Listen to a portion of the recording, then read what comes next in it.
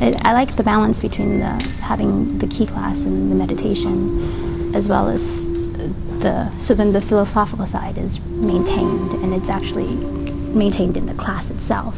Because in some martial arts, they say it's a way of life and a philosophy, but it doesn't, that part isn't acknowledged in the class, right? Whereas here, it's very much so, because you start class with a meditation, and there she actually also offers ki classes where it's a deliberate acknowledgement and enactment of that philosophy. Hapkido is a Korean martial art, as well as Taekwondo is one of the most popular ones in Korea. It combines, it's very much a complete martial art. You have the kicks and the punches like you'd find in karate or Taekwondo, but also joint locks, pressure point techniques, free fighting, meditation. So like I said, it's a very complete system. The patterns or the forms that we do in Korea, that would be called hyung, Japanese kata. So the more one repeats set sort of kicks or punches, obviously the more you're training your body to react instinctively. So the patterns are just a different way of practicing. I have no coordination and no reflexes. Because of doing martial arts, I have a clearer sense of my surrounding.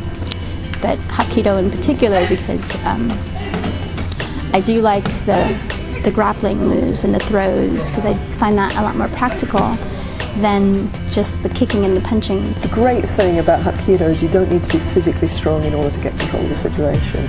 You're using your opponent's energy in order to deflect it, send them off balance, and then using your opponent's energy to get control of the situation. A lot of braking happens up here in your head. If you think you can do it, you can do it. If you think you can't do it, then you can't do it. So it's, can you get past the mental barrier of, oh my God, this is a piece of wood and I have to break it with my head, for instance. Picking the right instructor is the most important thing. He's an incredible man. He's very wise, amazing teacher, amazing instructor, and he's like a second father to me.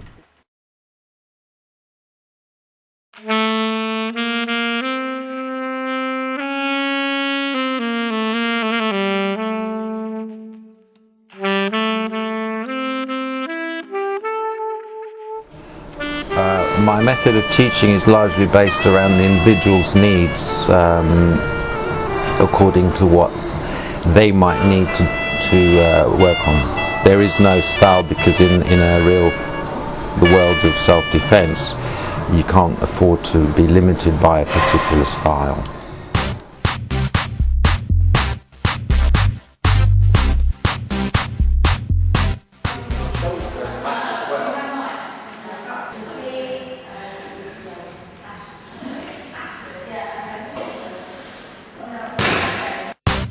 I don't use any kind of grading system, because I found